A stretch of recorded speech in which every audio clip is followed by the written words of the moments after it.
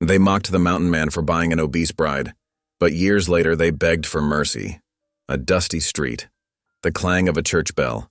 Laughter turns cruel as a rugged loner takes the hand of the woman everyone ridicules.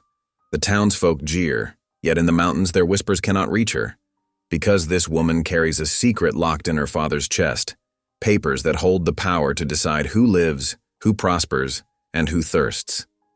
But the railroad agent wants it all. The sheriff turns his key in the jailhouse door, and the mountain man's only crime is standing beside the one woman they all despised. Thunder of hooves, a rifle cocked, a hymn carried on the night wind.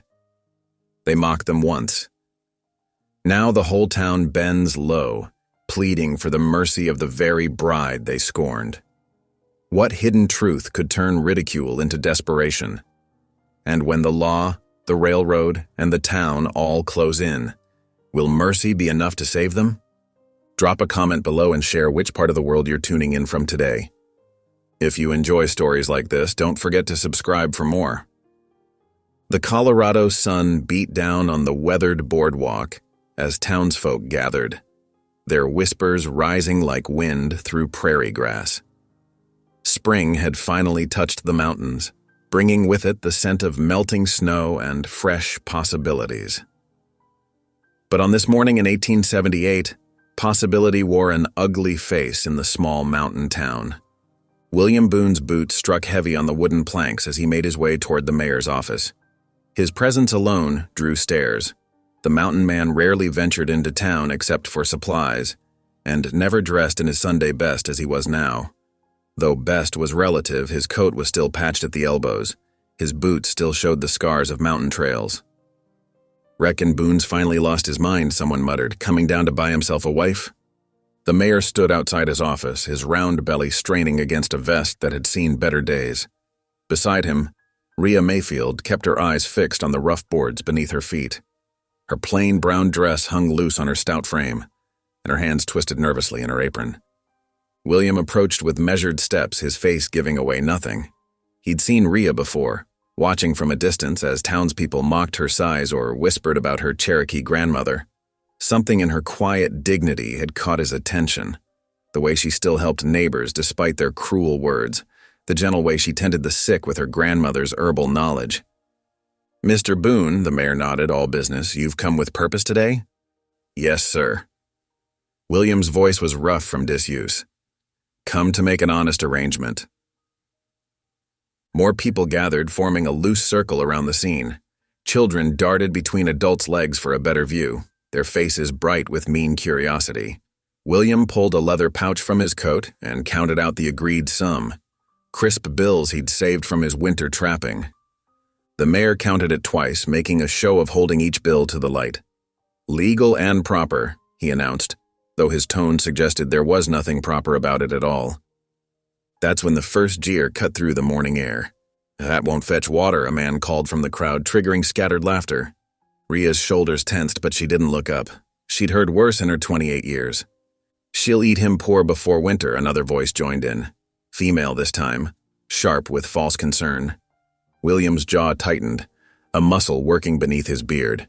His hand, calloused from years of working trap lines, reached for Rhea's. She flinched at first contact, then steadied as his fingers closed gentle but firm around hers.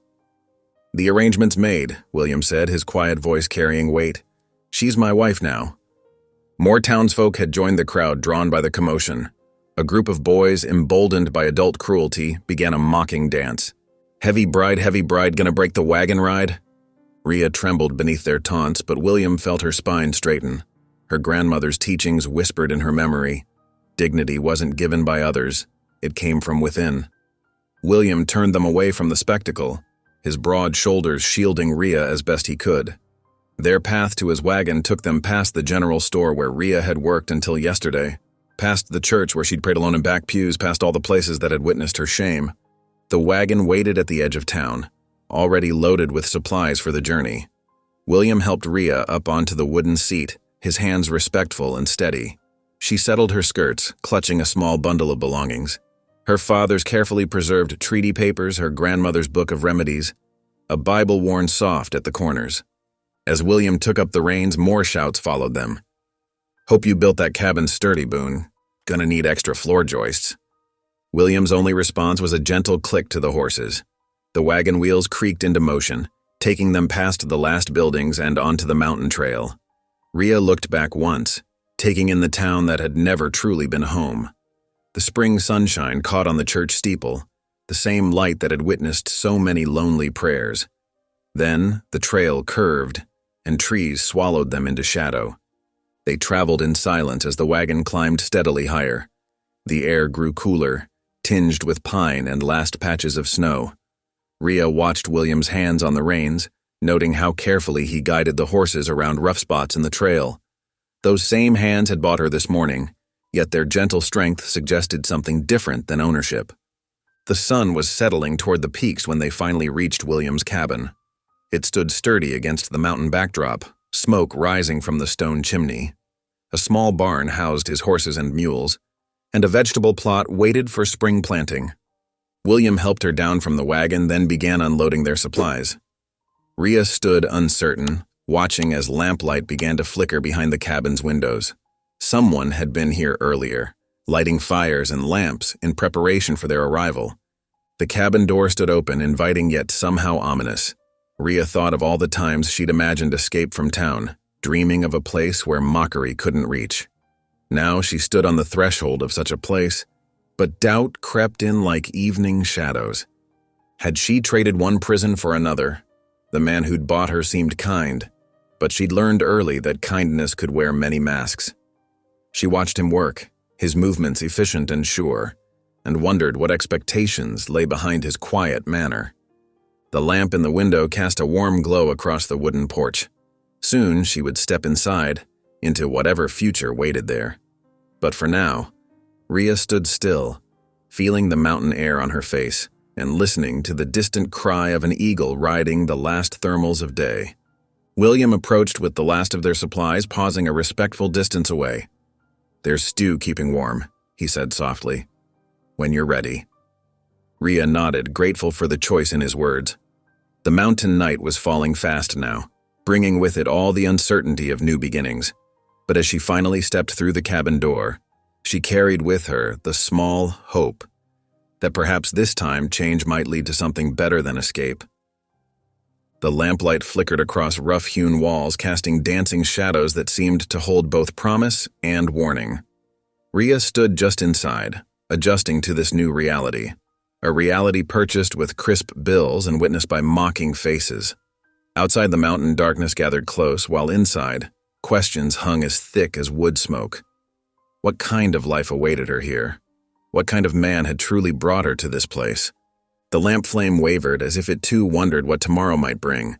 Rhea clutched her small bundle of belongings closer, feeling the familiar shapes of her grandmother's book and her father's papers, touchstones of who she was, no matter what name she now carried.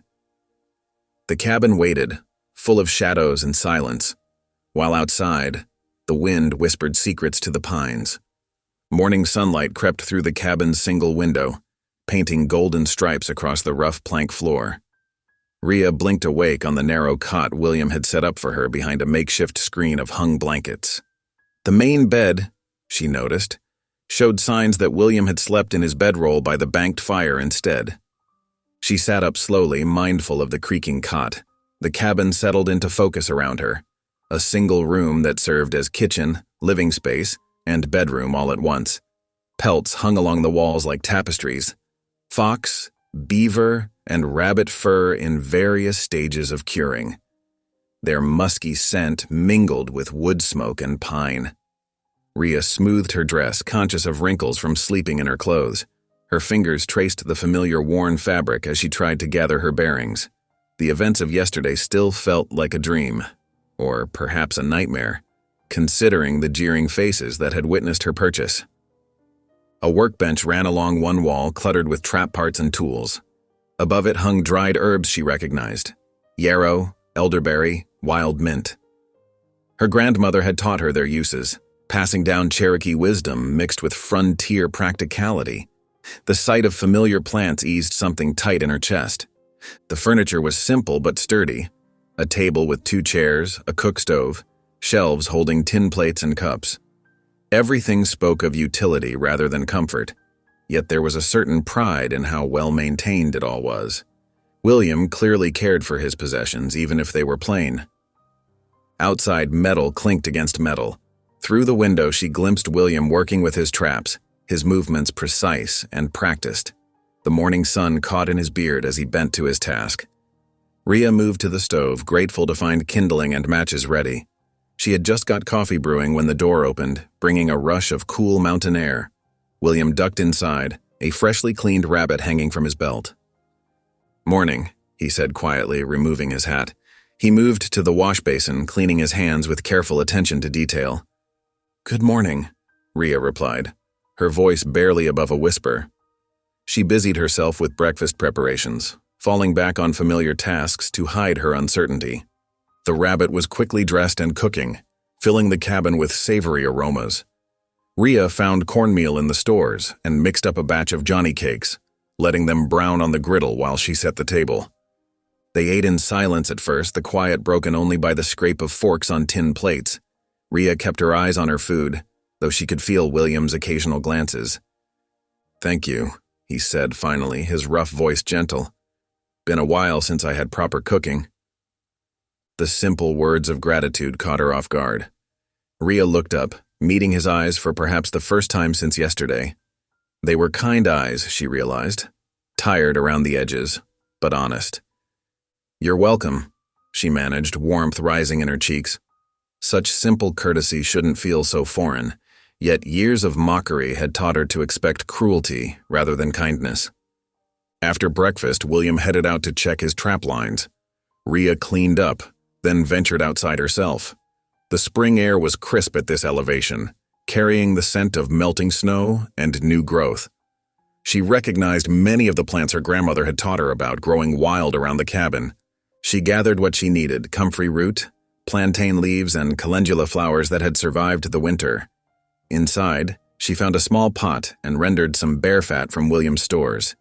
Her hands moved with practiced confidence as she prepared a healing salve, memories of her grandmother's teachings guiding each step.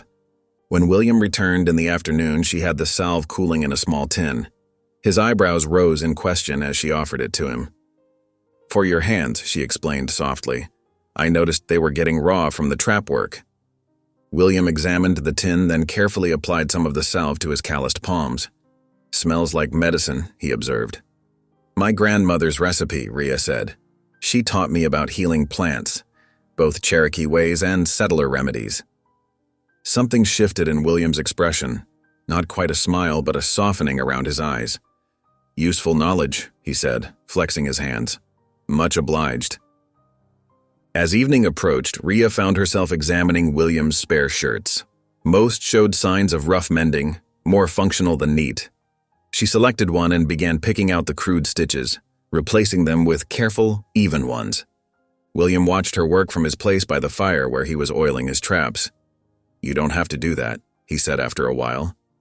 "I don't mind," Rhea replied, then hesitated before adding, "Unless you'd rather I didn't?" "No, it's fine."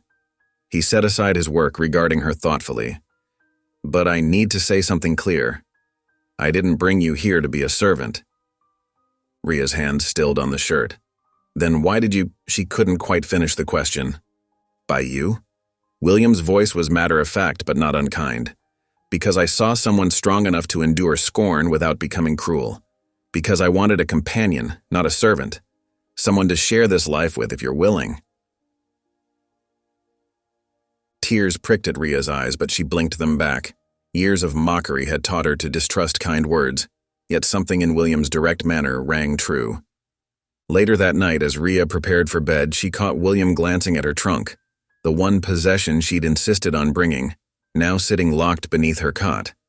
Their eyes met, and she saw the question he was too polite to ask. "It was my father's," she said quietly. "His important papers, including the treaties that protected my grandmother's rights to her land. He taught me to read them, to understand their value." She touched the trunk's worn surface. "I'll show you sometime if you'd like." "When I'm ready." William nodded, accepting her terms without pressing. "No rush," he said simply. "We've got time." The night settled around them, punctuated by the pop and crackle of the fire. Rhea lay on her cot, listening to William's steady breathing from his bedroll. The day's events turned in her mind. The salve, the mending, their careful conversations.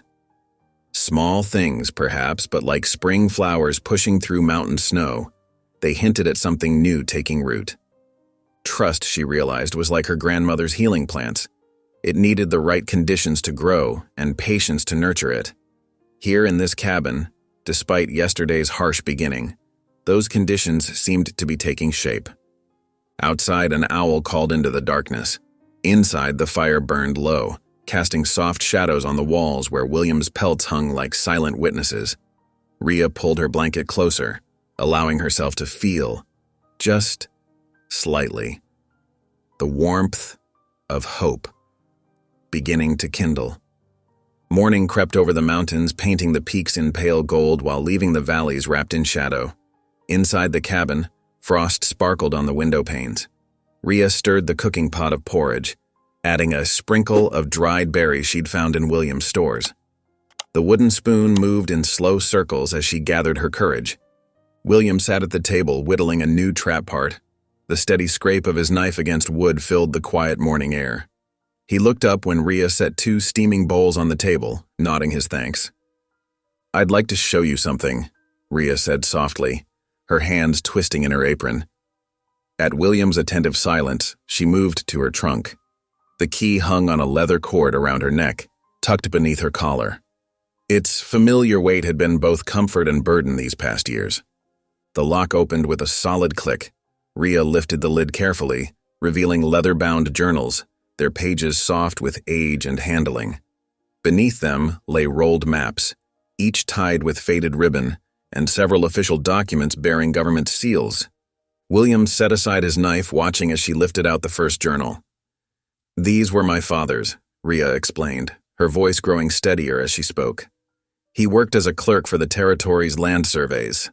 He recorded everything, especially the water boundaries set by treaties." She opened the journal, revealing neat columns of figures and carefully drawn diagrams. Father believed in doing things properly. He kept copies of every measurement, every agreement. Her fingers traced the familiar handwriting. "These show exactly where the treaty lines run along the creeks and rivers. They're still legally binding." William leaned forward, studying the precise drawings. "Valuable information," he said quietly. "Dangerous, too, if the wrong people knew you had it." Rhea nodded, closing the journal with careful hands. "That's why Father insisted I learn to read them all. He said knowledge needs a keeper." She met William's eyes. "The town council, they tried to claim these after Father died. Said a woman, especially one with Indian blood, had no business holding such papers."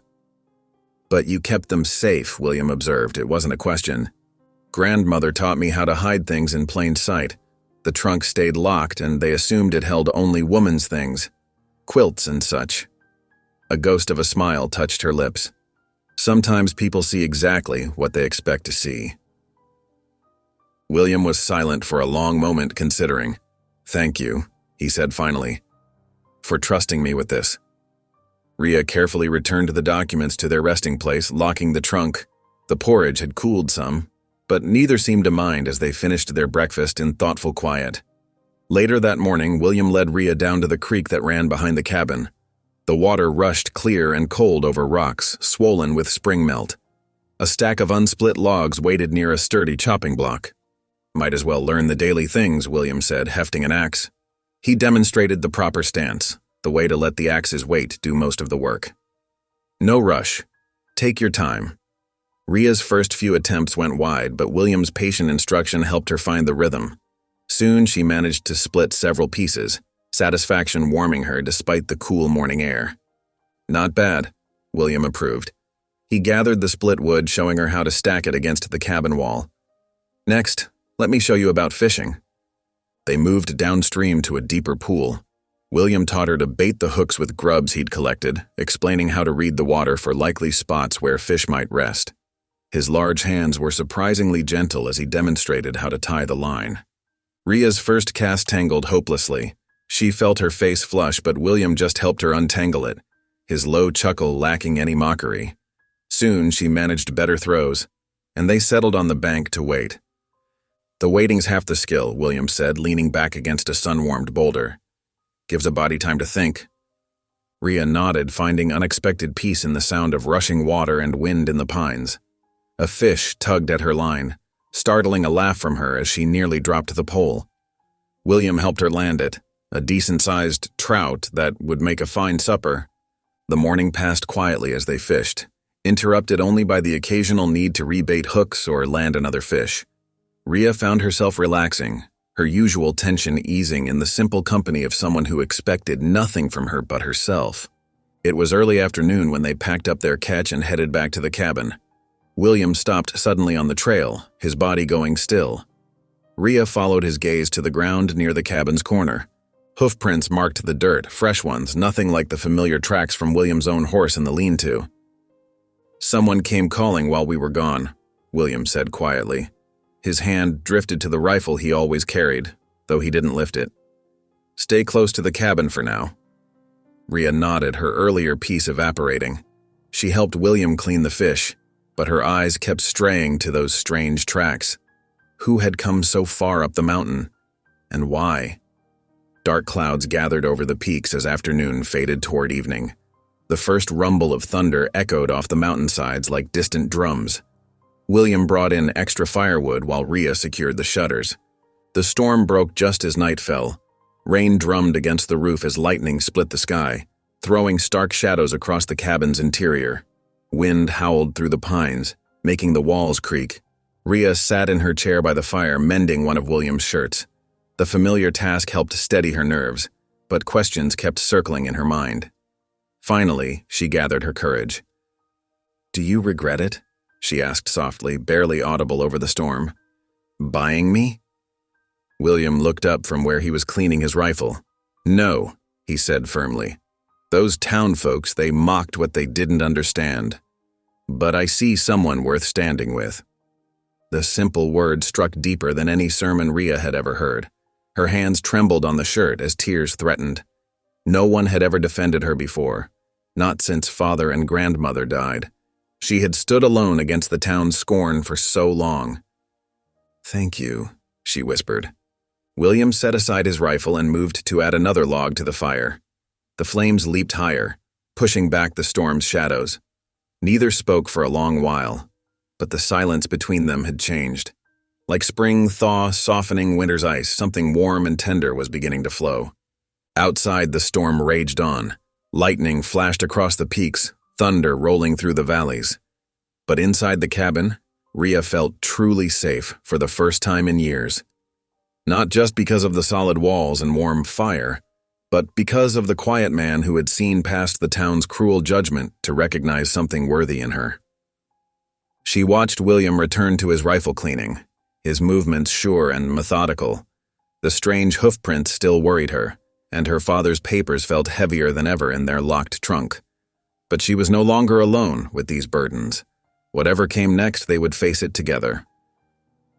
The storm's fury gradually eased, settling into a steady rain that drummed against the roof. Rhea finished her mending and folded the shirt carefully. Tomorrow would bring its own challenges, but for now, she let herself rest in the simple comfort of being truly seen and accepted. 2 days after the storm, morning sunlight warmed the mountain trail as William's wagon creaked down toward town. Rhea sat beside him on the wooden seat, her back straight despite her nervousness. They needed supplies, flour, nails, and other basics that couldn't be hunted or gathered. "Ain't much change since you left," William said quietly as the first buildings came into view. "Focal stare." "Let them." Rhea nodded, gripping her shawl tighter. The wagon's wheels rattled over the packed dirt of the main street.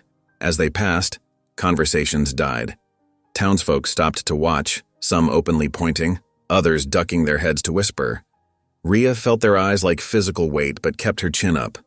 William guided the wagon to a halt in front of Peterson's Mercantile. The hitching post creaked as he secured the reins. Coming around to help Rhea down, his large hand steady at her elbow. William's presence felt like a shield against the town's scrutiny. A bell jingled as they entered the store. The familiar smell of coffee beans, leather, and tobacco wrapped around them. Behind the counter, old Peterson's roomy eyes narrowed, then widened slightly as he recognized William. The storekeeper's manner shifted, not friendly but cautiously respectful. William's reputation as a skilled hunter and his imposing size tended to have that effect. "Mornin'," Peterson said gruffly, "what'll you be needin'?" William handed over their list while Rhea moved among the shelves, selecting what they required. She tried to ignore the whispers that followed her movements. Married that fat half-breed. Wonder how long before he trades her in. Probably witch-doctoring up in them hills. The words stung, but Rhea kept her face carefully blank as she placed items on the counter. 20 pounds of flour, a box of nails, coffee beans, sugar, salt. Each item clicked against the wooden surface with quiet determination. Peterson tallied their purchases, his scratching pencil loud in the tense quiet. Other customers lingered, watching the transaction with poorly hidden interest. William paid in silver coins that rang against the counter. As they loaded the supplies into their wagon, a well-dressed man approached. His suit was fine city wool, his boots polished to a shine that seemed out of place on the dusty street. A gold watch chain glinted at his vest. "Good morning," he said smoothly. "Mr. Boone, isn't it? And Mrs. Boone?" His smile didn't reach his eyes. "Allow me to introduce myself. Jonathan Callow, representing the Western and Mountain Railroad Company."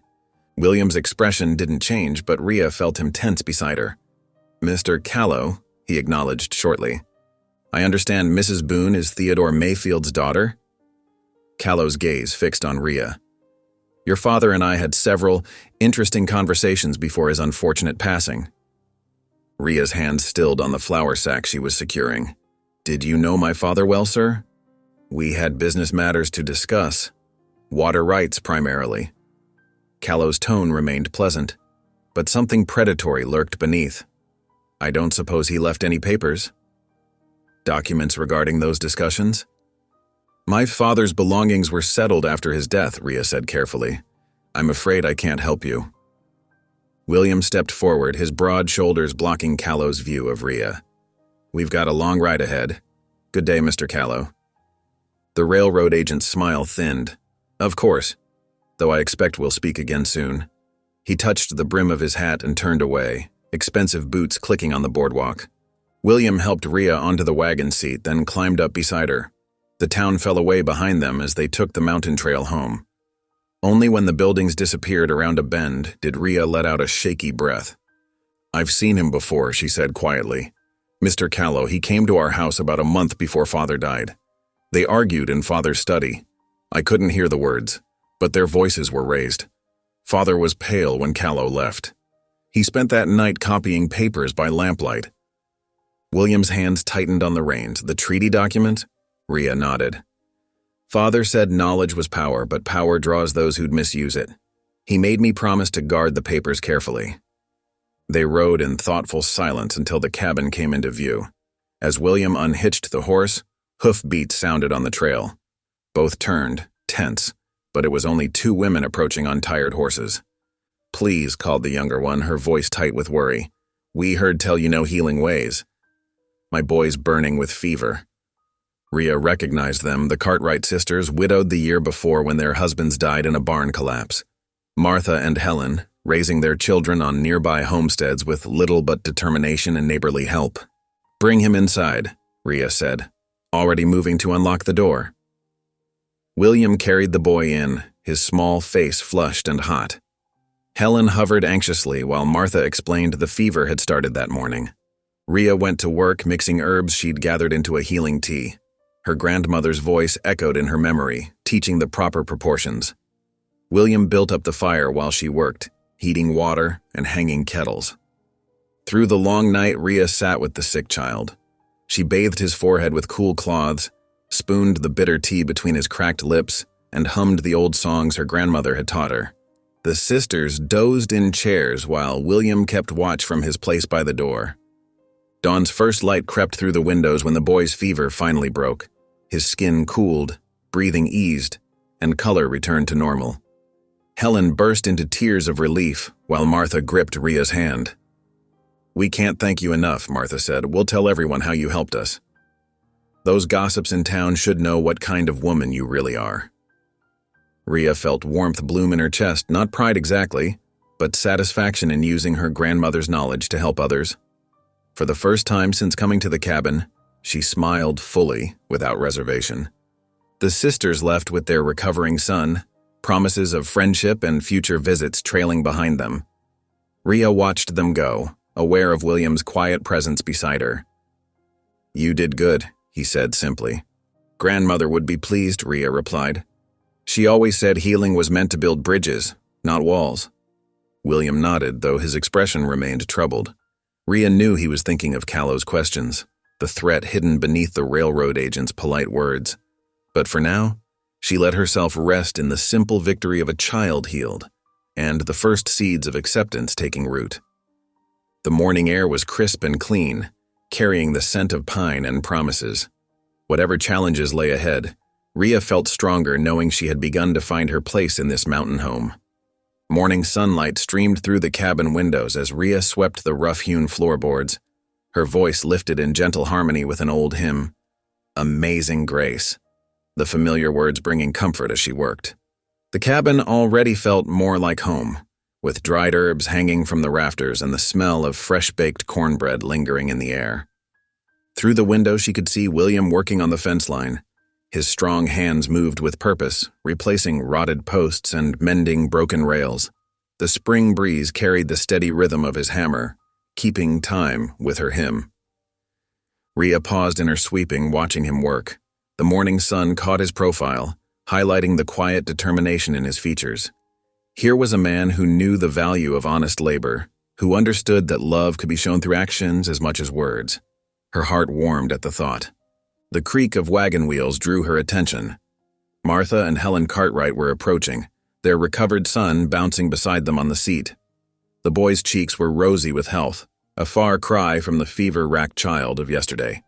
William set down his tools and walked over to greet them. "We brought fresh bread," Martha called out, lifting a cloth-covered basket. "Still warm from the oven. It's the least we could do after your kindness." Helen helped her son down from the wagon. The boy ran straight to Ria, wrapping his arms around her skirts in an impulsive hug. "Thank you for making me better, Mrs. Boone." Ria's throat tightened with emotion as she patted his head. "You're welcome, little one. I'm just glad you're feeling stronger." The sisters exchanged knowing looks at the tender scene. "Word's already spreading about your healing touch," Helen said. "Mrs. Peterson at the Mercantile was asking if it was true you know Cherokee medicine." "My grandmother taught me," Ria replied carefully. "She believed in using the gifts God put in plants and herbs to help others." "Well, we're grateful for it," Martha declared, "and we'll make sure folks know the truth about you, not just idle gossip." They visited for a while, sharing bread and coffee. The boy explored the cabin yard under William's watchful eye, his laughter bright in the mountain air.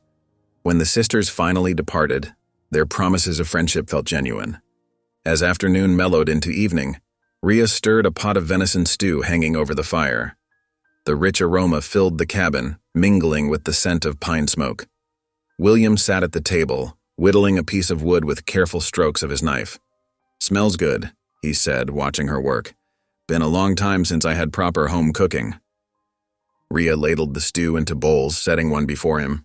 "I imagine winters up here can be lonely." William nodded, his expression distant. "Used to be just me in the silence.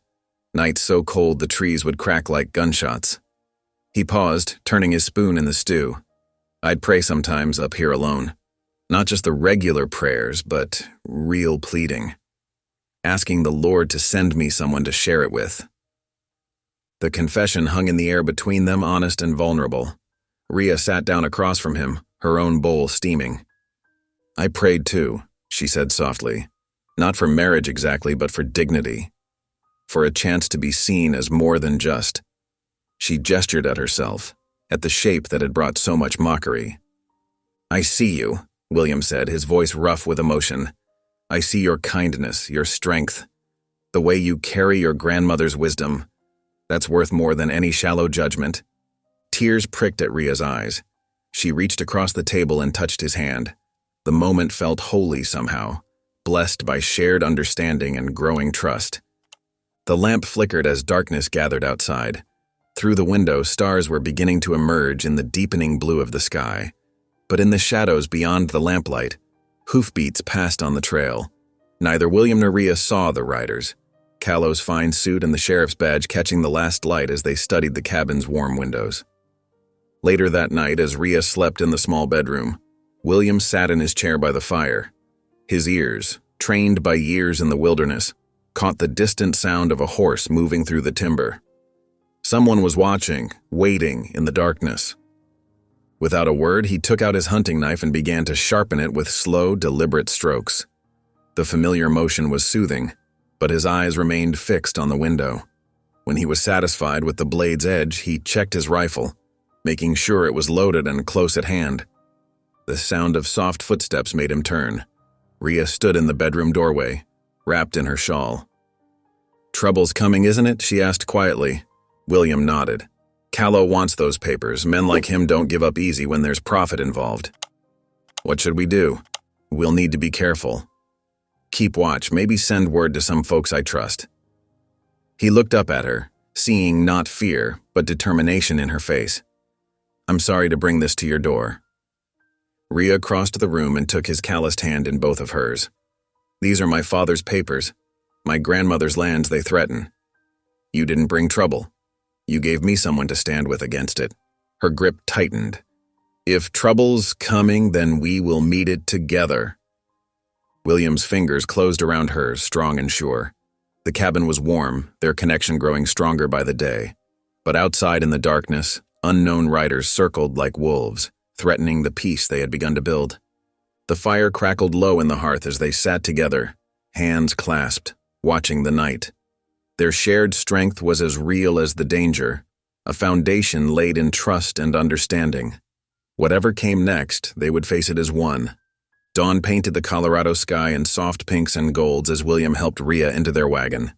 She wore her best dress, faded but clean, with her hair neatly pinned beneath her Sunday bonnet. The morning air held the crispness of early spring, promising a fine day for worship. William sat beside her on the wagon seat, his usually rough appearance softened by a clean shirt and his better pair of trousers. The leather reins creaked in his hands as he guided their horses down the mountain trail toward town. Neither spoke much, but the silence between them was comfortable, filled with the sounds of birds greeting the morning. As they approached the white-painted church, Ria's fingers twisted nervously in her lap. The small building stood proud against the backdrop of distant peaks, its bell tower reaching toward heaven. Already, other wagons and riders were gathering, their owners dressed in their Sunday finest.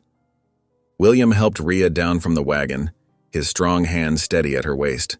She straightened her skirts, conscious of the stares from those already assembled on the church steps. Whispers followed them like autumn leaves as they made their way toward the entrance. "Did you hear? The mountain man actually brought her to service. Well, I suppose even bears can be tamed. They say she's been healing folk with Indian medicine." Preacher Josiah Bell stood at the door greeting his flock. His weathered face creased with genuine warmth as William and Ria approached. "Brother Boone, Sister Ria," he said, extending his hand. "Welcome to the Lord's house." Ria's tension eased slightly at his kind welcome. The preacher had known her father well, had seen firsthand his dedication to fairness in land dealings. That memory showed in the gentle respect of his greeting. Inside, William and Ria found a pew near the back. The wooden bench was hard, but Ria sat straight-backed, dignity in every line of her posture. William's larger frame settled beside her, a protective presence that drew curious glances from the congregation. As Preacher Bell began the service, his voice carried clear and strong through the sunlit church. He spoke of mercy, of seeing with God's eyes rather than man's judgment. Ria found herself drawn into the familiar rhythm of worship, the words of old hymns rising naturally to her lips. Midway through the sermon, movement caught her eye. Mr. Callow, who had been seated near the front in his fine Eastern suit, rose quietly and slipped out the side door. The sight sent a chill down her spine despite the warm spring morning. William's hand found hers, squeezing gently. He had noticed too. After the final hymn, the congregation spilled out into the churchyard. Usually, Rhea would have hurried straight to their wagon, avoiding the social hour that followed service. But today, several women approached her, their curiosity apparently stronger than their previous disdain. "Mrs. Peterson tells us you helped the Cartwright boy," one said, adjusting her bonnet. "Quite remarkable, considering." The words trailed off, leaving the slight hanging in the air. Another woman stepped forward. "My Henry's got a terrible cough. I don't suppose you might know something that would help? Not that I put much stock in such methods, mind you, but desperate times." Rhea answered their questions with quiet dignity, explaining simple remedies while carefully avoiding mention of her grandmother's deeper teachings. William stood nearby, his presence ensuring the conversations remained civil, if not entirely kind. As they prepared to leave, Preacher Bell approached them once more. "Your father was a man of principle, Rhea," he said softly. "I see that same strength in you." His eyes held understanding, as if he sensed the currents moving beneath the surface of their Sunday peace. Instead of heading straight home, William turned their wagon toward the creek once they were out of town. The detour surprised Rhea, but she didn't question it. The water sparkled in the midday sun as William helped her down from the wagon. They settled in the new grass by the creek bank, the sound of running water mixing with birdsong.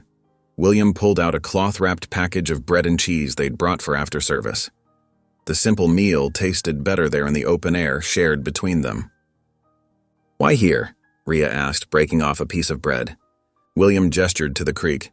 "Your father's papers, they're about water rights, aren't they? Thought you might want to see what folks are fighting over." Rhea nodded, watching the clear water flow past. The treaties guaranteed access to the Cherokee families who stayed. The railroad can't just take it, not legally.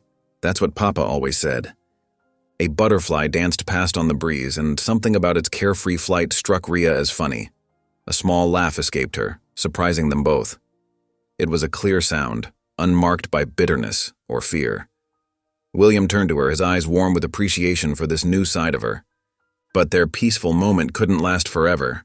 As they approached their cabin later that afternoon, William's posture suddenly stiffened. The door stood slightly ajar, though he distinctly remembered latching it before they left. "Stay here," he said quietly, helping Rhea down from the wagon. He drew his pistol and approached the cabin carefully, pushing the door open with his boot. Inside, chaos greeted them. Rhea's trunk had been forced open, its contents strewn across the floor. Papers lay scattered like fallen leaves, some crumpled, others torn. Her father's careful organization was destroyed, though a quick check says as nothing appeared to be missing. "Oh, Papa," Rhea whispered, kneeling to gather the scattered documents. Her hands trembled as she smoothed wrinkled pages, trying to restore order to the chaos. William examined the broken lock on the trunk, his face dark with anger. "I'll build you stronger locks," he promised, "and next time, we'll hide the papers better." They spent the remainder of the afternoon setting the cabin to rights. William repaired what he could of the trunk, while Rhea reorganized the documents, checking each one carefully. The invasion of their home had left an invisible stain, a feeling of violation that no amount of cleaning could erase. As night fell, they sat close together by the hearth. The fire cast dancing shadows on the walls as they spoke in low voices about who they could trust. The Cartwright sisters seemed genuine in their gratitude. Preacher Bell had known her father's character, but Callow had connections throughout the territory, and money had a way of turning neighbors into strangers. "We'll need allies," William said, stoking the fire. "Can't watch the cabin every minute much as I'd like to." Rhea nodded, her head resting against his shoulder. "The papers prove the treaties are binding. But proof only matters if someone in authority will listen." Their quiet discussion was interrupted by the sound of wolves howling in the distance. The wild chorus rose and fell, a reminder that danger came in many forms in the mountains. Neither of them slept easily that night, their rest broken by every creak of the cabin's timbers, every whisper of wind through the trees. William kept his rifle close, watching through the window as moonlight silvered the yard. Beside him, Rhea finally dozed, her breathing steady despite the day's tensions. He studied her face in the fading firelight, seeing not the woman the town mocked, but a partner worth protecting, worth fighting alongside. The wolves called again, closer now, their voices echoing off the mountainsides. William settled deeper into his chair, prepared to keep watch through the long night. Whatever threats circled their home, human or animal, would find them ready. The mountain morning dawned clear and cool, dew sparkling on the new grass. William rose early, checking his rifle before heading out to set snares in the timber near their cabin. The morning light caught the silver in his beard as he worked, carefully placing each trap where game trails crossed through the brush. Inside, Rhea kneaded dough for breakfast biscuits, her movements sure and practiced now in their shared home. Through the window, she watched William work, appreciating how he kept close to the cabin these days instead of ranging far into the hills as he once did. The sight of him brought a warmth to her heart that had nothing to do with the cook stove's heat. After breakfast, Rhea turned her attention to the small plot she'd cleared beside the cabin. Her grandmother's teachings guided her hands as she worked the soil, preparing it for the healing herbs she would grow. William had helped her fence the area against rabbits, understanding without being told how important these plants were to her practice. "The yarrow will grow well here," she murmured, tucking seedlings into the dark earth. "And mint for fever tea." Her fingers moved with certainty, each plant placed with purpose. This garden would be her medicine chest, her way of serving the community that was slowly beginning to accept her. The sound of hoofbeats interrupted her work. A rider approached at a steady pace, dust rising behind his horse. William appeared from the trees, rifle ready, but held casual as the messenger drew near. "Telegram for William Boone," the rider called, pulling up his horse. He passed down a folded paper, accepted William's coin, and turned back toward town without lingering. William's face darkened as he read the message. Rhea rose from her garden, wiping soil from her hands as she moved to his side. The telegram was brief, but clear. A land survey team from Denver would arrive within the month, sponsored by the railroad company to assess water rights in the valley. "Callow," William said, the name like gravel in his throat. "He means to take the water legally this time, with papers and politicians to back him." Rhea's hand found his arm, steadying them both. "Papa's documents prove the treaties protect these waters. The survey can't change that." "Unless the survey finds something different," William replied grimly. "Men like Callow know how to make paper say what they want it to say." They stood together, watching the messenger's dust trail disappear down the mountain track. The telegram crackled in William's hand, a harbinger of battles to come. The afternoon brought different concerns. A rider came galloping up the trail, his horse lathered with effort. It was John Tucker, one of their closer neighbors, his face tight with worry. "My Sarah fell from her horse," he explained breathlessly. "Arm's broken bad. The doctor's away in Denver, won't be back for days. Folks said your wife—" He trailed off, hope warring with desperation in his expression. Rhea was already gathering her supplies, clean cloth splints she'd prepared, herbs for pain. William helped her into the wagon, and they followed Tucker's horse back to his homestead at a careful pace. They found 12-year-old Sarah on her bed, pale but brave, her arm bent at an ugly angle. Her mother hovered nearby, wringing her hands. Other neighbors had gathered, drawn by word of the accident. Rhea moved with quiet authority to the bedside. "Hello, Sarah," she said gently. "I'm going to help you, but it will hurt some. Can you be strong for me?" The girl nodded, tears in her eyes but chin held high. Rhea examined the break carefully, her touch sure and gentle. "A clean break," she told the parents. "It will heal well if set properly." What followed was a demonstration of skill that left the watching neighbors murmuring in appreciation. Rhea's hands moved with practiced confidence as she prepared a tea for the pain first, then set about the business of straightening the arm. She spoke softly to Sarah throughout, distracting her with stories of her grandmother's healing work. When the worst was done, she bound the arm securely with splints and clean bandages. "Keep it still," she instructed, showing Sarah how to rest it against her body. "I'll come check it in a few days and change the wrapping." The relief in the room was palpable. Mrs. Tucker hugged Rhea impulsively, tears in her eyes. "We didn't know. That is, we'd heard, but—" "You're welcome," Rhea said simply, understanding all that went unspoken about past judgments and new respect. The Tuckers insisted William and Rhea stay for supper, sending a boy to check their cabin while they ate. The meal was simple, beans, cornbread, and fresh butter, but the company made it special. Sarah sat proudly, with her bound arm, already showing off how well it felt. Conversation flowed easily around the table, neighbors who had come to help staying to share the meal. Laughter rose frequently, stories were exchanged, and for a time, the worry about Callow and the survey faded to the background. Rhea found herself drawn into discussions of gardens and home remedies, while William talked hunting with the men. The stars were bright when they finally started home, walking beside their wagon in the cool evening air. The path was familiar now, winding between dark pines that whispered in the breeze.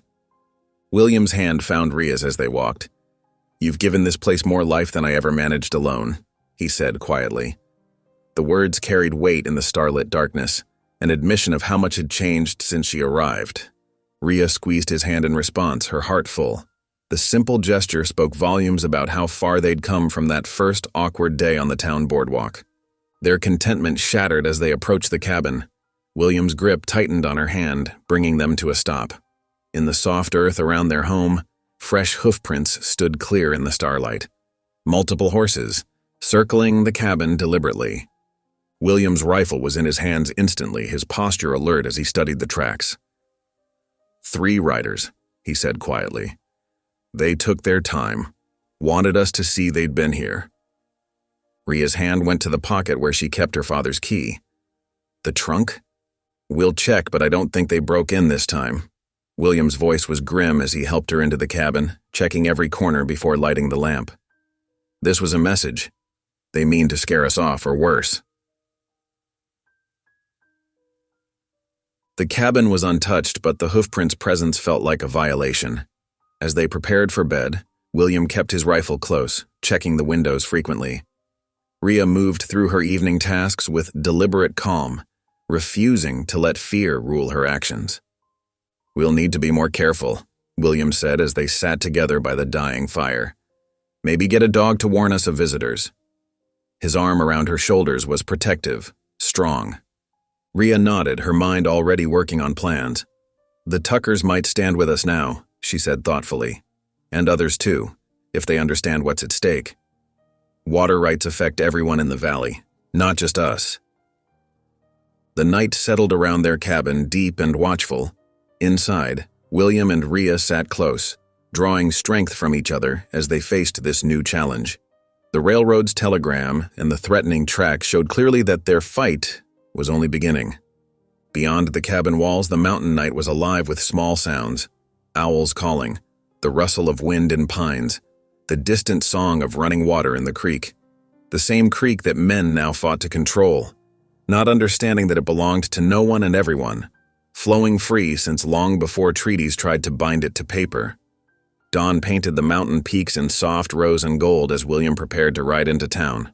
The previous night's discovery of hoofprints still weighed heavy, but they needed supplies to repair the cabin's door, something sturdier to keep unwanted visitors out.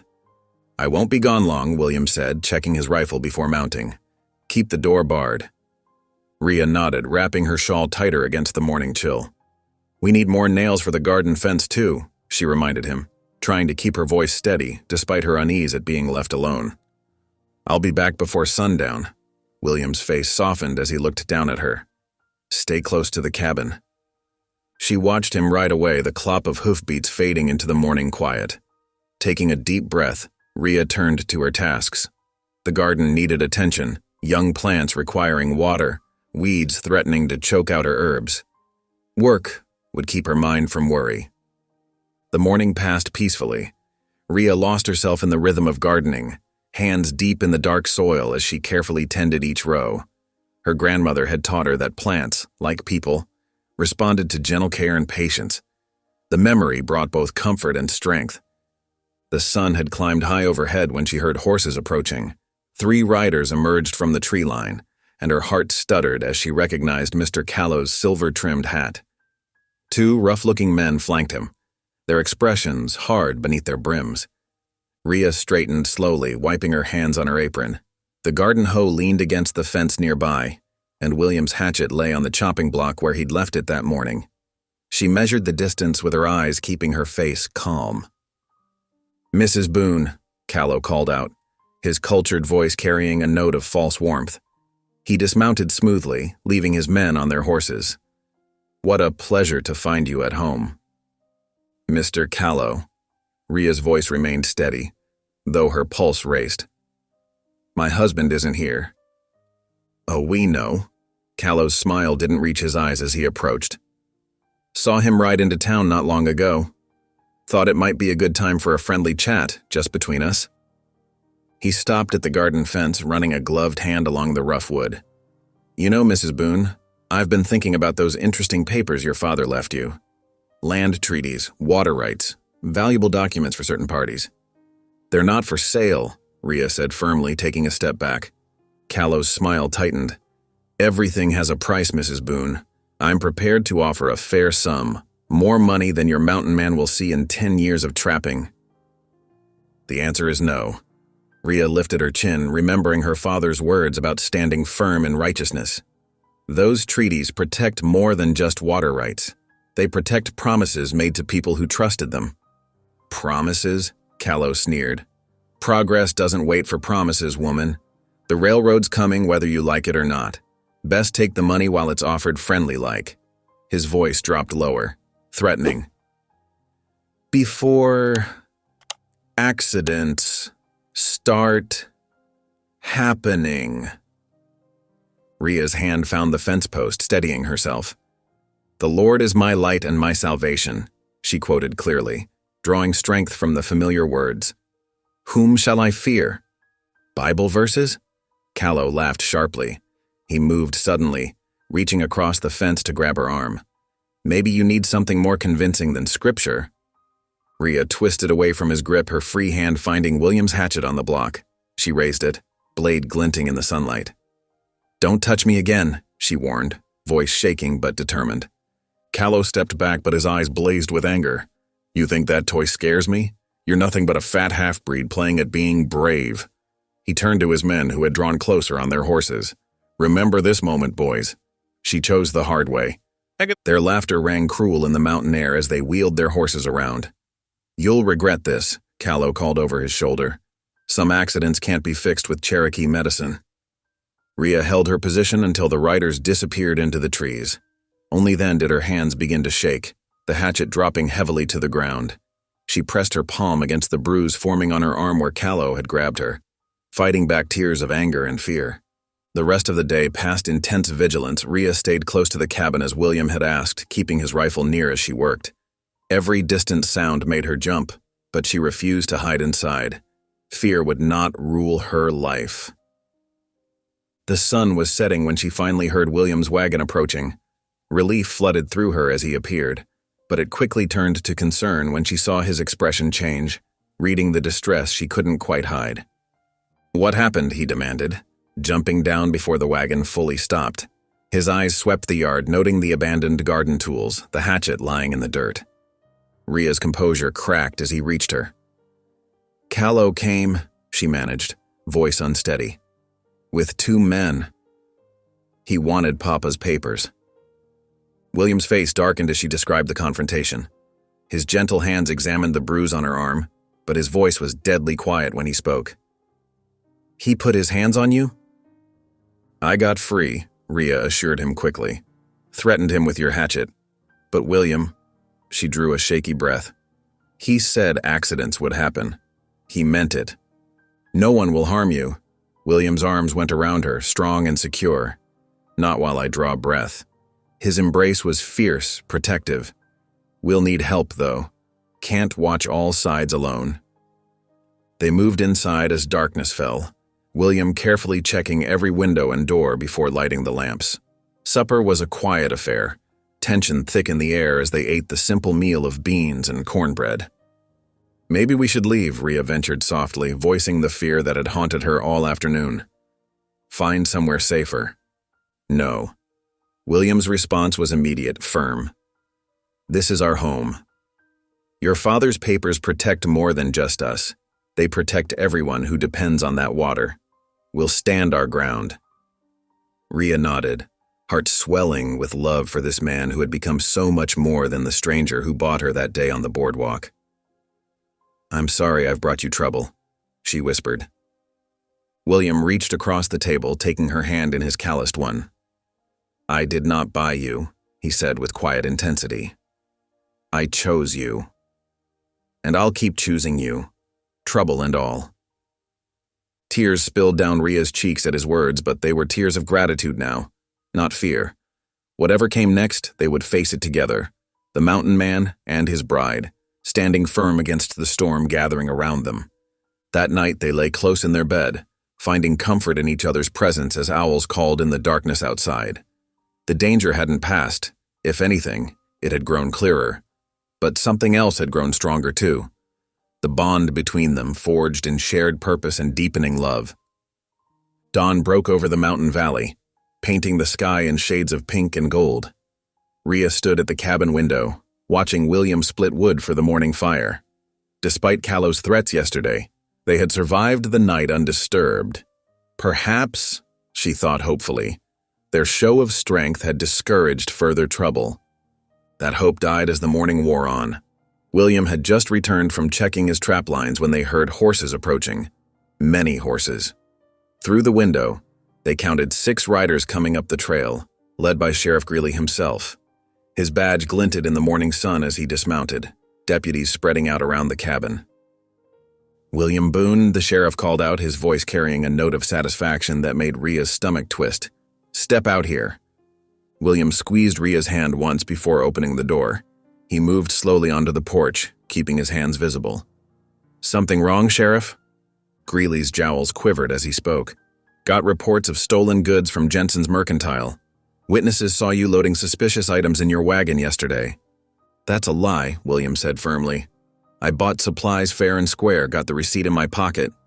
"A receipt anyone could write," one deputy sneered. Ria stepped onto the porch beside her husband. "William's no thief. Mr. Jensen himself sold us those supplies." The sheriff ignored her completely. "Search the cabin," he ordered 2 deputies, who shouldered past Ria roughly enough to make her stumble.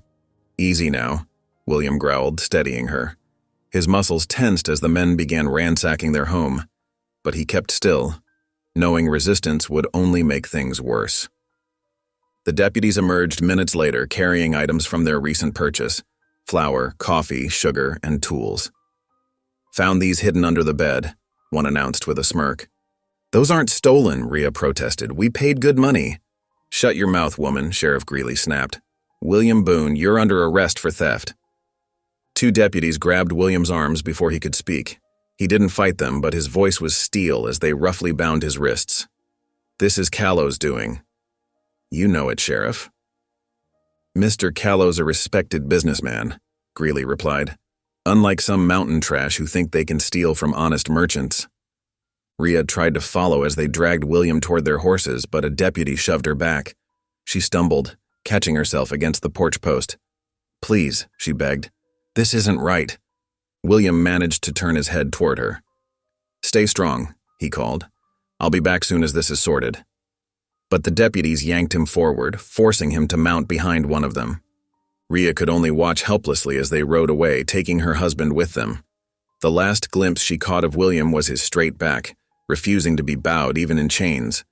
Then the trees swallowed them, leaving her alone with the wreckage of their searched cabin. For several minutes she stood frozen on the porch, her mind struggling to process what had happened. Then purpose filled her. She hitched up their wagon with trembling hands and drove into town, determined to set things right. The jail sat squat and gray on the edge of town, its barred windows like angry eyes. Through one, she glimpsed William pacing in a cell. Her heart clenched at the sight of him caged like an animal. Mr. Callow stood outside the sheriff's office, looking pleased as a cat in cream. He tipped his hat mockingly as she passed. "Terrible business, Mrs. Boone. But crime must be punished, mustn't it?" Ria ignored him, hurrying toward the church where she knew Preacher Bell would be preparing his afternoon Bible study. The old minister looked up as she burst in, immediately noting her distress. "They've arrested William," she gasped out. "False charges, Callow's behind it. Trying to force us off our land." The preacher's weathered face grew grave as she explained everything. The threats, the water rights, the treaty papers, and now this manufactured arrest. When she finished, he shook his head slowly. "I believe you, child," he said gently, "but proving it won't be easy. The railroad has many friends in this town, and deep pockets." "But you'll help," Rhea pleaded. "Speak for William's character at least." Preacher Bell's hesitation told her everything. "I'll pray on it," he said finally. "Perhaps tomorrow." "Tomorrow might be too late," Rhea interrupted, fighting tears of frustration. She turned and left the church, her last hope fading. She spent the next hours going door to door, seeking help from neighbors who had praised her healing skills just days ago. But doors closed in her face, or people made excuses, their eyes sliding away from hers. Everyone knew the railroad's power to make or break a town. No one dared stand against it. The sun was setting by the time she finally drove home, defeat weighing heavy on her shoulders. The cabin seemed vast and empty without William's presence. She lit the lamp with shaking hands, its weak light doing little to push back the gathering darkness. Sitting at their rough-hewn table, Rhea finally let her tears fall.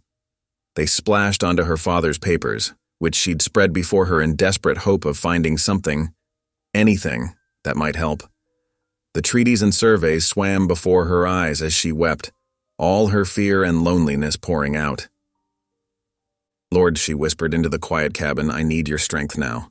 Show me the way through this valley." No immediate answer came, but the act of prayer itself steadied her.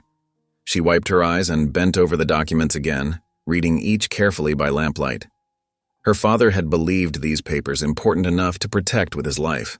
Somewhere in their carefully written lines must lie the key to fighting back. The hours crept by as Rhea pored over every page, making notes, searching for connections. Her eyes grew heavy, the words blurring together. Still, she pressed on, determined not to give up. Finally, exhaustion overcame her. Her head drooped forward onto her folded arms, and sleep claimed her there at the table. The lamp burned on beside her, its flame steady in the darkness, as if standing guard over both the sleeping woman and the precious documents that might yet save everything she held dear. In her last moments of consciousness, Rhea's fingers curled protectively around her father's papers. They would not take this from her, she thought fiercely. Not their land, not their water rights, not their dignity. Whatever it took, she would find a way to prove William's innocence and expose Callow's schemes. The night deepened around the lonely cabin. Inside, Rhea slept the exhausted sleep of the grieving, while the lamp kept its faithful vigil. Tomorrow would bring new challenges, but for now, even in her solitude, she was not entirely alone.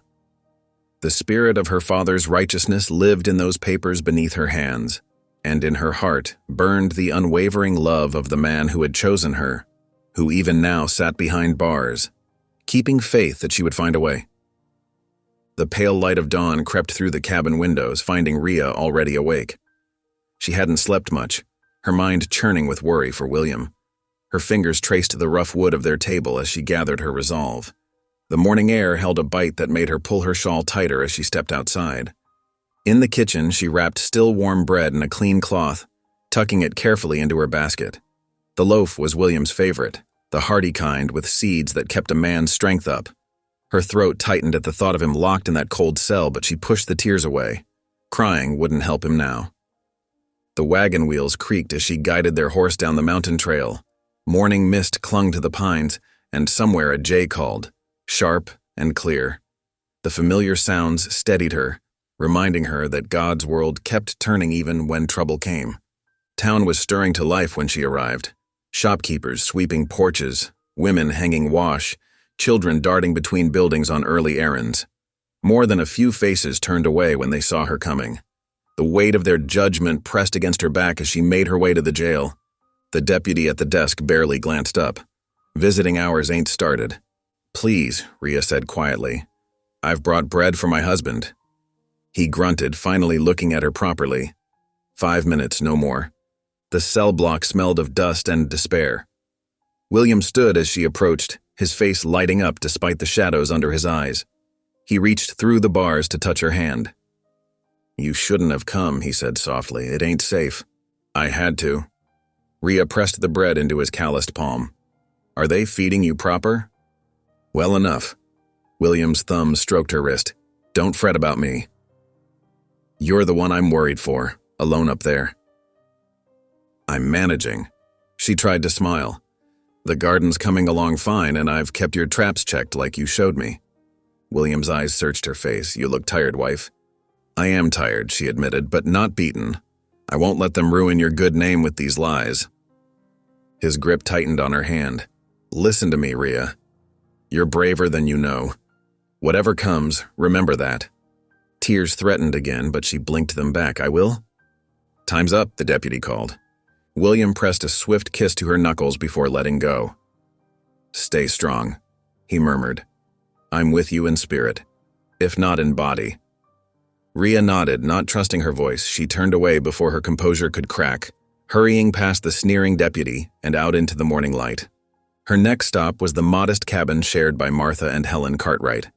The widowed sisters had shown her kindness when others wouldn't, and she desperately needed wise counsel now. Martha opened the door at her knock, young Tommy peeking around her skirts. The boy's healthy color reminded Rhea of that first night she'd tended his fever, how that small act of healing had opened doors of friendship. "Land's sake, you look worn to the bone," Martha said, drawing her inside. "Helen, put the kettle on." Soon, Rhea sat at their scrubbed table, a steaming cup between her hands. The sisters listened intently as she explained her situation. "It ain't right what they're doing to William," Helen declared when Rhea finished. "Everyone knows he's an honest man." "But what can I do?" Rhea asked. "No one will stand against the railroad." Martha leaned forward. "Truth is powerful medicine, child. Sometimes it needs to be spoken where everyone can hear it." "You mean publicly?" The thought made Rhea's stomach clench. "Oh, why not?" Helen joined in.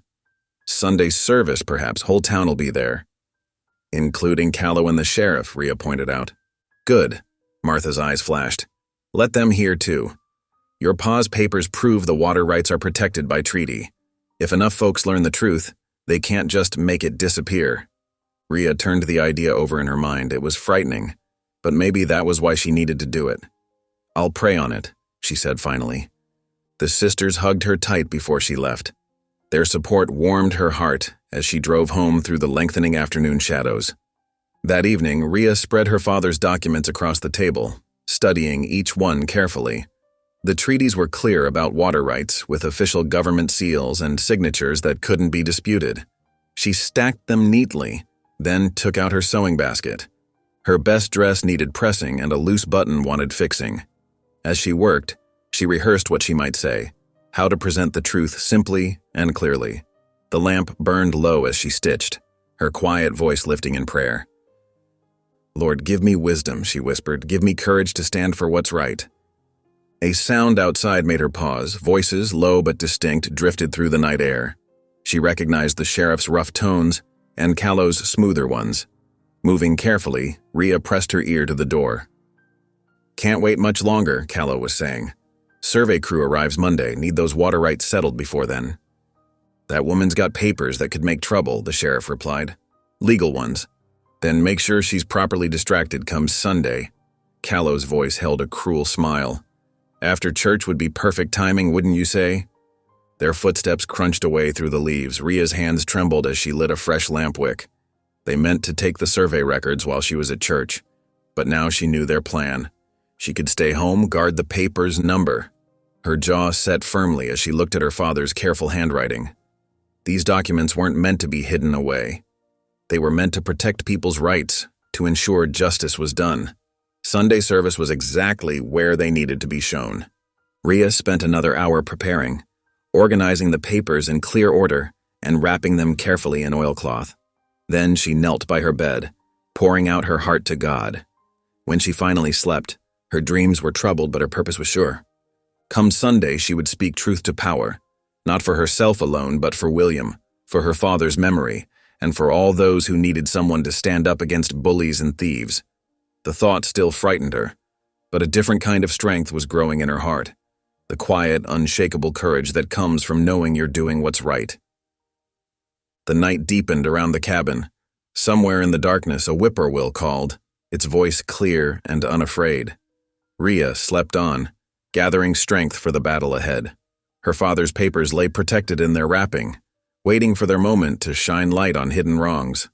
And in his jail cell, William kept his own vigil, holding faith in the woman who had brought such unexpected grace to his life. Tomorrow would bring its own trials, but for now peace settled over the mountain. The same stars that had guided so many seekers of justice watched over Ria's sleep, their ancient light a reminder that truth, like dawn, could not be held back forever. Sunday morning painted the Colorado mountains in soft amber light. Ria stood before her mirror, pinning her hair with careful fingers. The face that looked back at her seemed different somehow. Older, perhaps, or simply more resolved. She smoothed her freshly pressed dress, checking that every button sat straight. Her father's documents lay wrapped in oilcloth on the table. She'd spent hours organizing them, making sure each page would tell its story clearly. Now, as she tucked them beneath her shawl, their weight felt like both burden and shield. The walk to town stretched longer than usual without William beside her. Dust rose around her shoes as she moved down the trail, prayer keeping rhythm with her steps. A meadowlark's song pierced the morning quiet, reminding her that even small voices could carry far when lifted in truth. Church bells were ringing as she reached town.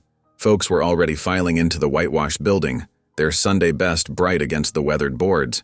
Ria noticed how some turned away when they saw her, while others watched with poorly hidden curiosity. News of William's arrest had stirred plenty of gossip. Inside, the familiar scents of beeswax and hymnals wrapped around her. She chose a pew near the middle, settling the precious bundle in her lap. More people filled in around her, leaving a noticeable empty space. The widowed sisters, bless them, came to sit beside her, Martha squeezing her hand in silent support. Mr. Callow strutted in just before service started, the sheriff trailing in his wake. They took seats near the front, all smug satisfaction and pressed suits. Ria's heart thundered against her ribs, but she kept her eyes forward as Preacher Bell stepped up to the pulpit. The service moved like molasses, prayers and hymns, scripture readings and reflection. Ria barely heard the sermon, though she noticed it touched on speaking truth in love. Her hands grew damp against the oilcloth as she waited. Finally, Preacher Bell began his closing prayer. "And now, brothers and sisters, go forth in peace. Begging your pardon, preacher." Ria's voice cracked as she stood, but grew stronger with each word. "There's a matter needs speaking before we part." A ripple of whispers swept through the congregation. Callow's head snapped around, his face darkening. The sheriff half rose, but Bell's raised hand stopped him. "The floor is yours, Mrs. Boone," the preacher said gently. Ria unwrapped her father's papers with trembling fingers. "These documents tell a truth this town needs to hear." She lifted the first yellowed page. "This is a federal treaty, signed and sealed, recording water rights for our valley." Her voice steadied as she read the careful script. Dates, boundaries, terms that protected both town and tribal interests. She held up maps her father had drawn, showing watershed lines and spring locations. The official seals caught morning light through the windows, their red wax bright as fresh blood. "These rights belong to the town collectively," she continued. "They can't be sold or traded by any one person or company. My father recorded this truth and died protecting it." "Lies," Callow surged to his feet, face mottled with rage. "This woman spinning tales to save her jailed husband. These so-called documents are worthless." "No," Preacher Bell's quiet voice cut through the chaos. "I remember these papers well. I witnessed their signing myself 7 years ago this spring, called to do so by her father, God rest his soul." The sanctuary fell silent as a tomb. Townsfolk turned to stare at Callow, seeing perhaps for the first time how his smooth promises had hidden darker plans. "The railroad can't buy what was never for sale," Ria declared, her voice carrying to every corner. "This water belongs to all of us. To nourish our gardens, water our stock, raise our children. I don't stand here seeking revenge for cruel words or false accusations." Her eyes swept the congregation. "I offer mercy, not mockery. The land is for us all." The sheriff sputtered, half rising, "Now see here." But his words died as heads began nodding. Old-timers who'd known her father murmured agreement. Farmers recalled the clerk who'd carefully measured their boundaries. Young mothers remembered Ria's gentle hands healing their children. The documents spoke their own truth, official and undeniable. Callow's face had gone pale beneath his fine suit as he realized his plans were crumbling. The sheriff looked lost, his authority suddenly paper-thin against federal seals and witness signatures. Ria carefully wrapped her father's legacy back in its cloth. The silence in the church hung heavy as summer storm clouds, pregnant with change. She had done what needed doing. The truth was spoken. Now it would have its way with them all. Her voice soft but clear, she finished, "I offer mercy, not mockery. The land is for us all."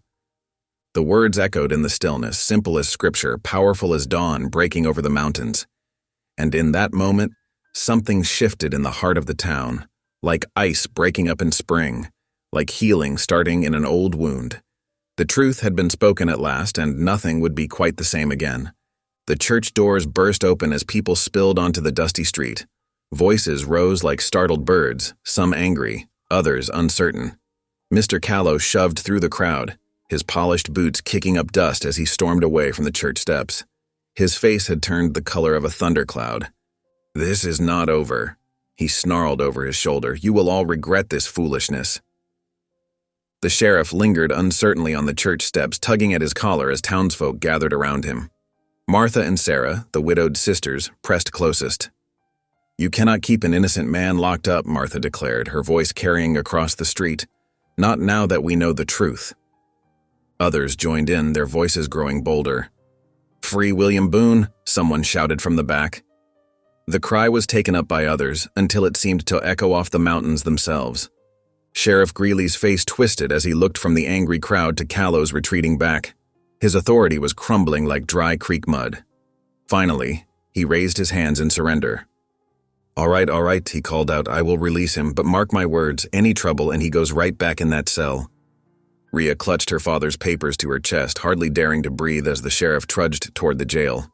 A small crowd followed him, including Preacher Bell, who gave Rhea an encouraging nod as he passed. The minutes stretched like warm taffy while they waited. Rhea's heart hammered against her ribs. Then the jail door creaked open, and William emerged, squinting in the bright sunlight. His face was stubbled, his clothes rumpled, but his eyes were clear and proud as they found Rhea in the crowd. She ran to him, papers clutched tight in one hand while the other reached for his familiar warmth. William's strong arms encircled her, pulling her close. He smelled of jail soap and leather, but underneath was the comforting scent she had come to know as home. "You did it," he whispered into her hair. "You stood up to them all." "We did it together," she answered, her voice muffled against his chest. "Your faith in me gave me strength." Around them, the crowd's mood had shifted like weather. Where once there had been mockery, now there were small smiles, respectful nods.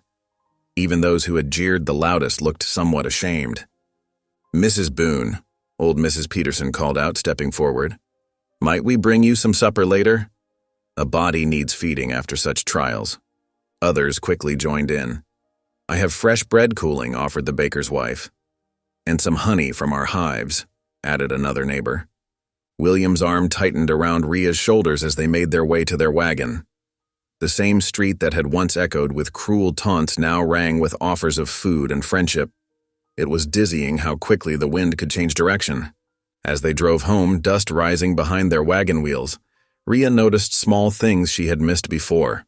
Wildflowers nodding along the trail, the sweet scent of pine, the way sunlight dappled through aspen leaves. Everything seemed sharper, more precious after the darkness of recent days. They had barely settled in at home when the first neighbors arrived. Martha and Sarah brought still warm biscuits wrapped in clean cloth. The baker's wife followed with her promised bread and honey. Throughout the afternoon, more folks trickled up the mountain trail, each carrying some offering of food or friendship. But while light and warmth filled the Boone cabin, darkness gathered in other corners of the valley. In a back room of the saloon, Mr. Callow met with 3 hard-faced men, their gun belts worn low on their hips. "I want them broken," Callow hissed, sliding coins across the scarred table. "Before sundown tomorrow, I want that mountain man and his interfering wife to understand the cost of crossing me." The men pocketed the money without comment, their eyes cold as river stones in winter. They slipped out one by one, melting into the shadows like smoke. Back at the cabin, William and Rhea sat down to their evening meal. The table groaned under the weight of their neighbors' gifts: fresh bread, preserved fruits, roasted chicken, and more. Lamplight caught the shine in Rhea's eyes as she bowed her head in gratitude. "I never thought to see such kindness from them," she admitted softly. "Truth has a way of changing hearts," William replied, reaching across to take her hand. "And you spoke it well." They ate slowly, savoring both the food and the peace between them. As evening settled over the mountains, they moved to sit by the hearth. The fire painted warm light across their faces as William drew Rhea close. "Your courage freed us both," he whispered, his voice rough with emotion. "I always knew you had steel in your spine, but today you showed the whole town what I saw in you from the start." Rhea leaned into his strength, watching the flames dance. "I was so afraid," she confessed, "but I kept thinking of you in that cell, innocent and alone. It gave me the strength to stand." Outside, the night drew darker. A pack of coyotes began their eerie chorus in the distance, their cries echoing off the mountainsides. The sound carried a warning that made both William and Rhea sit straighter, listening. The fire crackled, throwing shadows on the walls as they held each other close. Their victory felt both precious and fragile, like spring ice on the creek. Neither spoke of the dangers that might still lurk in the darkness, but they could feel it in the air. This fight was far from finished. The coyotes called again, closer now, their voices rising and falling like lost souls.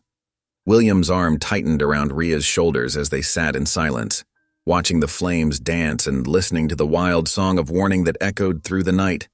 Dawn crept over the mountains, painting the peaks in soft rose and gold.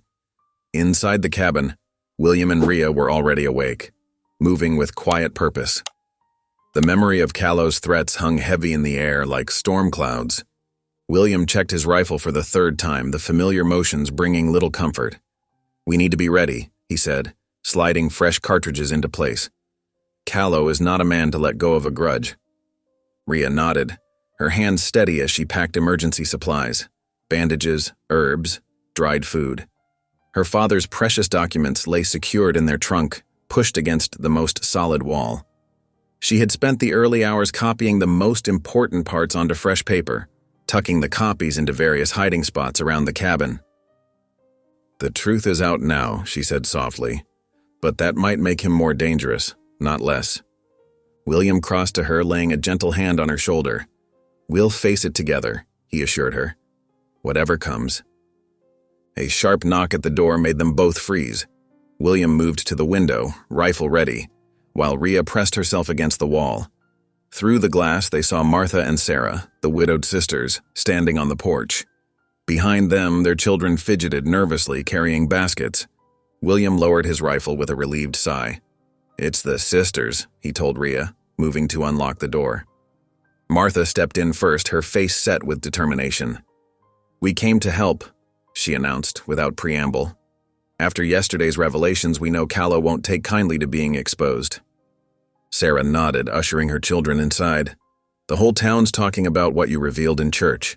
Some folks are mighty ashamed of how they treated you both." More hoofbeats approached, making William tense again, but it was only the baker and his wife, followed by 3 farming families from the valley.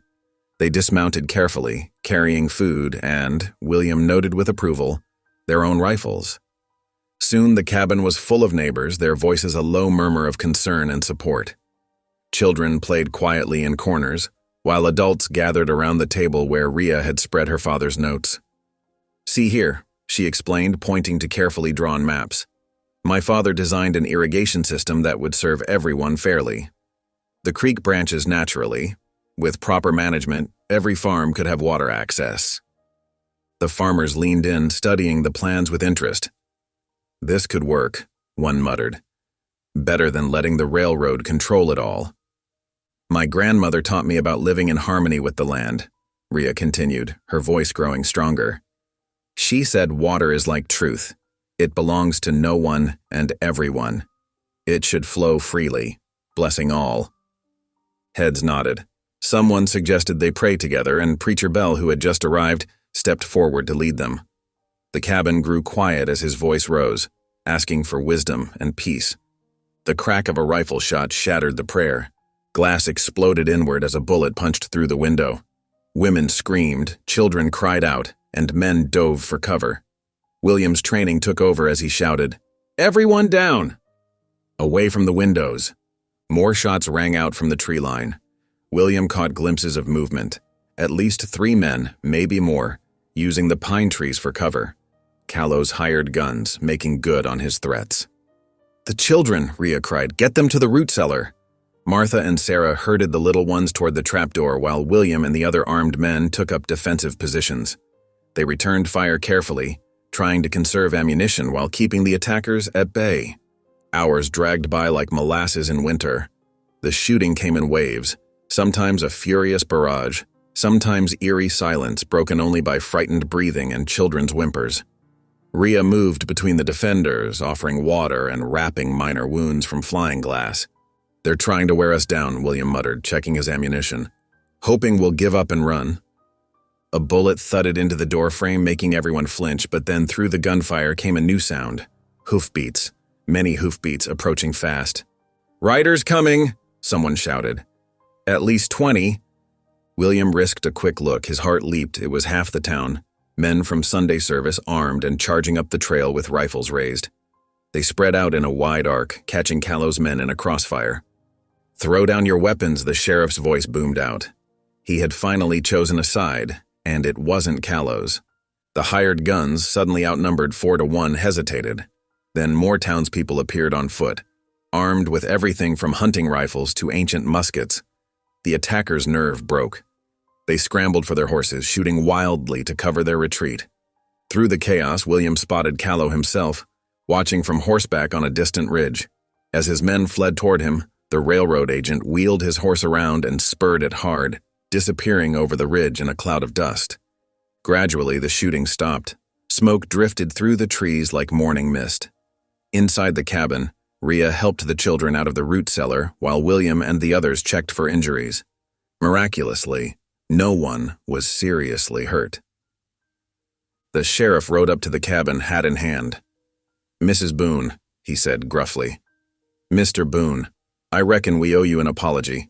Took us too long to see what was right in front of us." "What changed your mind?" William asked, still keeping his rifle ready. "Last night after church I did some thinking, then this morning I sent a telegram to Denver about Callow. Turns out he has a history of using force to grab land rights. There are warrants out for him in 2 territories. Rhea stepped forward, her voice clear and strong. "What matters now is that we stand together. My father's plans show how we can share the water fairly. Will you help us make it work?" The sheriff nodded slowly. "I reckon we will. Callow's finished here. No one takes kindly to a man who hires guns to shoot up women and children." Around them, neighbors were already starting to clean up the cabin, replacing broken glass, sweeping away debris. Children helped gather scattered papers while their parents discussed plans for guard rotations until Callow was caught. "Look at this," Martha said softly to Rhea, gesturing at the busy scene. "Yesterday they were strangers. Today they're family." Rhea watched the community working together, feeling the truth of those words deep in her heart. The morning's violence had burned away the last barriers between them and their neighbors. Shared danger had forged stronger bonds than years of peaceful proximity. William came to stand beside her, his arm warm around her shoulders. Together they watched their home being restored, not just by their own hands, but by the willing work of people who had once mocked them. The morning's terror was fading, replaced by something stronger, hope, born of unity. The sheriff organized search parties to track Callow, while others worked to secure the cabin.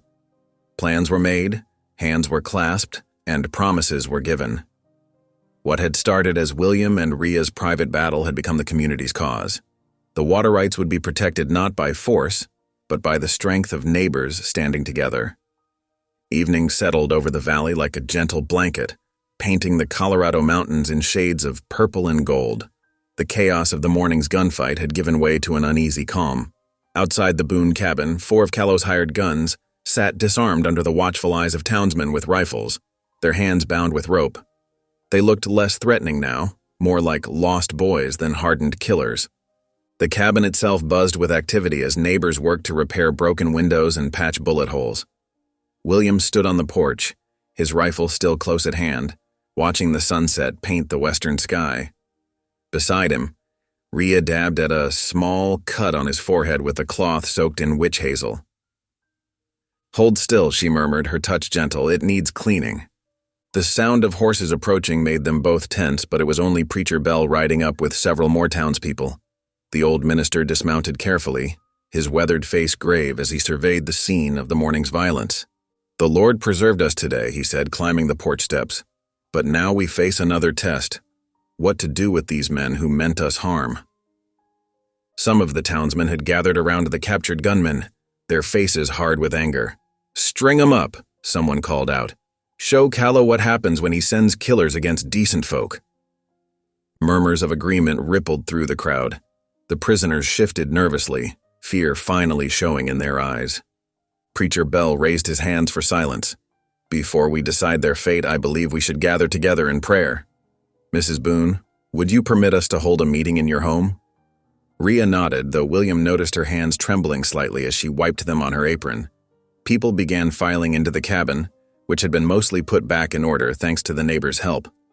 The captured men were brought in under guard and made to sit in a corner. Lanterns were lit as the last rays of sunlight faded. The cabin grew crowded as more townspeople arrived, filling every available space. Children sat cross-legged on the floor, while their parents stood shoulder to shoulder. The atmosphere was tense, electric with unspoken emotion. Preacher Bell moved to the center of the room, his Bible held close to his chest. "Brothers and sisters," he began, his voice carrying to every corner, "we have witnessed both darkness and light today. Violence threatened to tear us apart, but instead it has brought us together. Now we must decide. Do we answer hatred with hatred, or do we choose a better way?" He opened his Bible, the pages rustling in the hushed room. "Our Lord teaches us about forgiveness, about turning the other cheek. Yet I know these words can sound hollow when we have seen our children endangered, our peace shattered." The preacher turned to Rhea, who sat close to William near the hearth. "Mrs. Boone, you and your husband have suffered more than most at the hands of these men and those who sent them. What are your thoughts?" All eyes turned to Rhea. She stood slowly, her face illuminated by the firelight. The room grew so quiet that the crackling of the flames seemed loud. "My grandmother," she began, her voice soft but clear, "taught me that bitterness is like poison. It kills the one who holds it before it harms anyone else." She looked at the captured men, who couldn't meet her gaze. "These men were hired to do evil, but killing them won't undo what happened. It won't heal what's broken." William reached up and took her hand, offering silent support as she continued. "My father believed in justice, but he also believed in mercy. That's why he worked so hard to create water rights that would serve everyone fairly." Rhea's voice grew stronger. "We cannot build a lasting peace on vengeance. We cannot create community with bitterness in our hearts." Preacher Bell nodded encouragingly. "What would you have us do?" Rhea straightened her shoulders. "I say we escort them to the territorial border and let them go, with a warning never to return. Let them carry word to Callow that this valley stands united, not in violence, but in righteousness." Mutters and whispers filled the room. Some faces showed anger, others uncertainty. The sheriff stepped forward, his badge catching the lamplight. "Mrs. Boone speaks wisdom," he said gruffly. "Hanging these men might satisfy our anger, but it would stain our souls. I'll personally see them to the border come morning." One of the captured men suddenly spoke up, his voice cracking. "Why would you show us mercy?" "After what we did?" Rhea turned to him, her face gentle but firm. "Because mercy reminds us of our humanity. It keeps us from becoming what we hate." A long silence followed her words.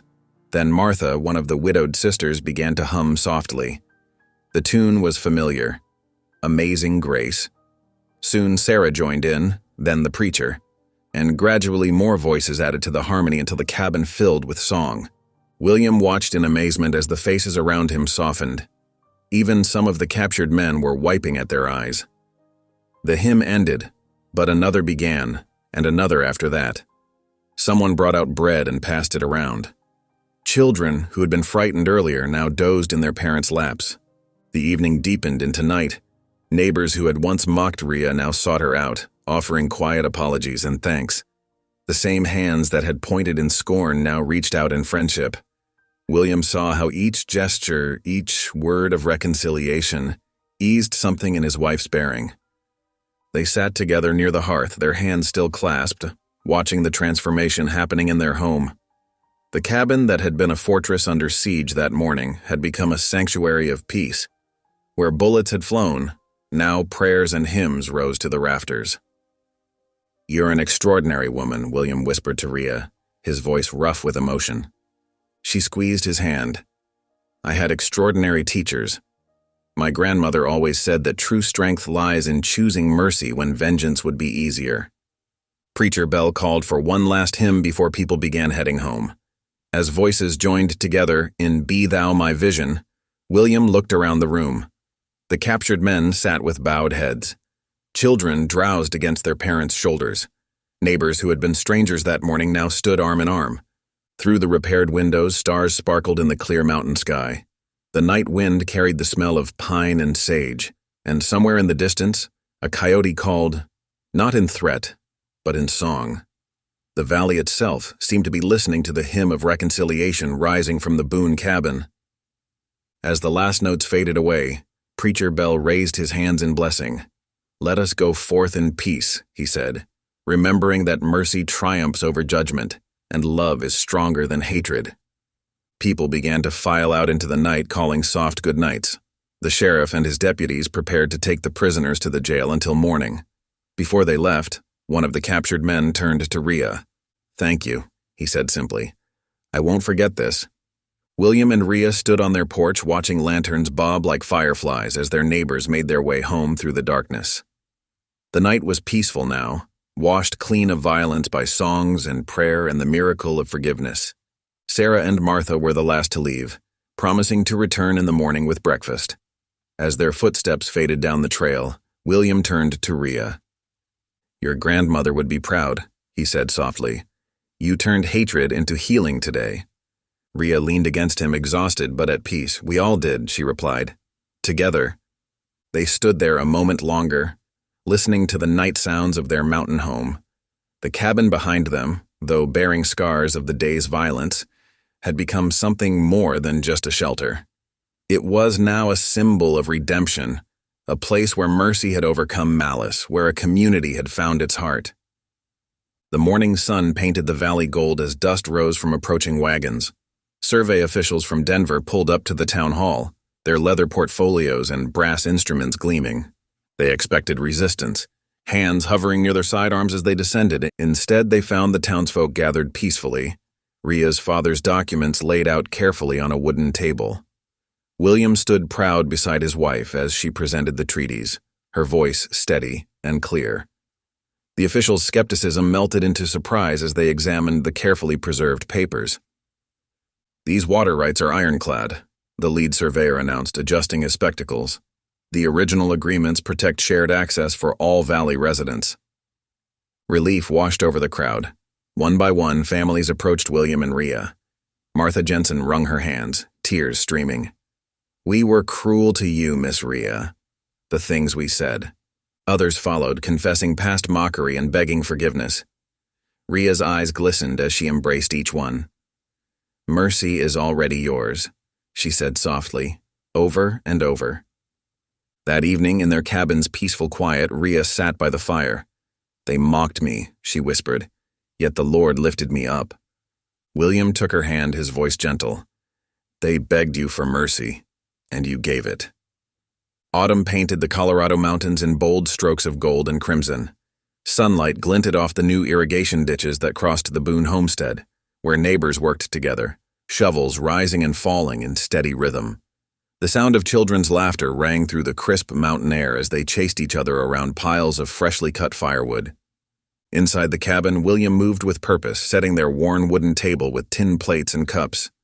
The firelight caught his smile as he watched Rhea stirring a pot of venison stew. She stood straighter now, her movements sure and graceful, confidence radiating from her like warmth from the hearth.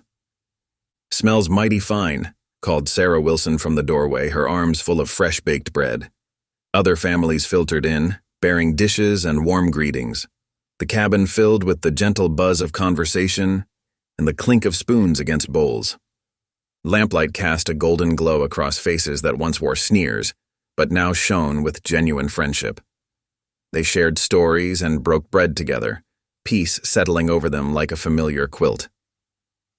After the last guest bid farewell, William and Rhea settled onto their porch. Stars scattered across the night sky like diamond dust, and a cool breeze carried the scent of pine. William wrapped a blanket around their shoulders, drawing Rhea close. "They weighed you with scorn," he said softly, his voice rough with emotion. "But it was their hearts heavy, not you." Rhea leaned against his shoulder, her hand finding his. "Now mercy has made us all light," she whispered. Together they gazed at the shadowy mountains, their peaks eternally watching over the valley. The same stars that had witnessed their first uncertain days now blessed their contentment. Here, in this place once marked by cruelty, faith and love had worked their quiet miracle. The land and its people stood redeemed, bound together by the strength of forgiveness and the power of grace. Thank you for listening. Stories connect us in the most unexpected ways. If you felt that spark today, make sure you're subscribed. I share a new one daily, and the next might change your day.